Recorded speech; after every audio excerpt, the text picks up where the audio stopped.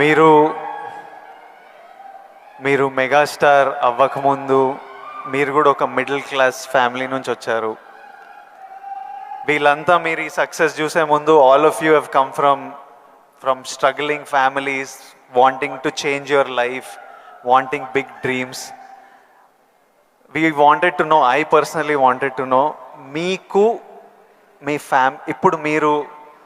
ఇప్పుడు mega star, mega family, huge family, అందరికీ మీరు గైడింగ్ లైట్, ఫౌండర్, ఒరిజిన్స్.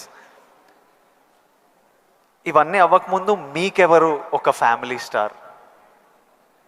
మీ family star ఎవరు? కోర్స్ మా నాన్నగారే నా ఫ్యామిలీ స్టార్. నాన్నగారు ఎవరికైనా సరే ఆయన ఫ్యామిలీని ఎలా చూసుకుంటారు అనేది నేను ఆయన దగ్గర నుంచి నేర్చుకున్నాను. నాకు మా ఫ్యామిలీ హీరో అయినా, నా ఫ్యామిలీ స్టార్ అయినా మా నాన్నగారే. మా అమ్మకు 5-6 మంది చెల్లెళ్ళు ఉండేవాళ్ళు. మా తాత చనిపోయారు, వీళ్ళ దిక్కులేని వాళ్ళు అయిపోయేవాళ్ళు. మా నాన్నగారికి అరాకొరా జీతం అయినా సరే ఆ జీతంలో వాళ్ళ మరదలను కూడా చేరదీసి అందరికీ పెళ్ళిళ్ళు చేసి వాళ్ళందరినీ తన బిడ్డలా చూసుకున్నారు.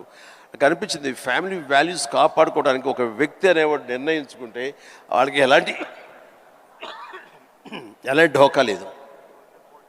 అందుకనే నేను కూడా ఫ్యామిలీస్కి ఎంత విలువిస్తాను అనేది నేను సురేఖ కలిపి, ఫ్యామిలీ ఎంత ఎదిగినా, ఎవరి ఫీల్డ్లో వాళ్ళ ఎంత హైట్స్కి వెళ్ళినా ఒక్కొక్క అకేషన్లో మనందరం కలిసిగా మనం ఉండాలి. ఆ 3-4 డేస్ మనం కలిసి ఉండటం మూలంగా మళ్ళీ ఉండే ఇన్హిబిషన్స్, భేషజాలు, చిన్న అరాకొర ఉండేటువంటి మిస్అండర్స్టాండింగ్స్ ఇవన్నీ కూడా సమసిపోయి మనం ఎంతో మళ్ళీ మన బాండింగ్ చాలా స్ట్రాంగ్గా ఉంటుంది. సో ఇదే విధంగా మనం వెళ్ళొచ్చు అంటాం. మొన్న ఈ మధ్య సంక్రాంతికి అలాగే కలిసాము. దానికి ఎన్ని నెలలు ఎఫర్ట్స్ ఉన్నాయో తర్వాత పక్కన పెట్టి, ఎందుకు అందరూ సెలబ్రిటీసే కాబట్టి. బట్ దాని రిజల్ట్ ఏంటి, అమెరికా మేము వెళ్ళినప్పుడు ఏమంటే ఆ ఫోటో చూస్తుంటే ఇంత బిజీ పీపుల్ ఇలా కలిసి సంక్రాంతి బాగా స్పెండ్ చేస్తున్నారే, మనం ఇలాగే ఉంటాము, మనం కూడా అనుకుని కలవచ్చు కదా, ఎందుకు కలవం అనేది ఆ ఫోటో మాకు ఎంత ఇన్ఫ్లుయెన్స్ చేస్తుంది. ఆ పిక్చరు, ఇది మీరు ఎంత గ్రేట్ మెసేజ్ ఇచ్చారు మీరు అనేది అంటుంటే, వావ్, థ్యాంక్ యూ అనుకున్నాను.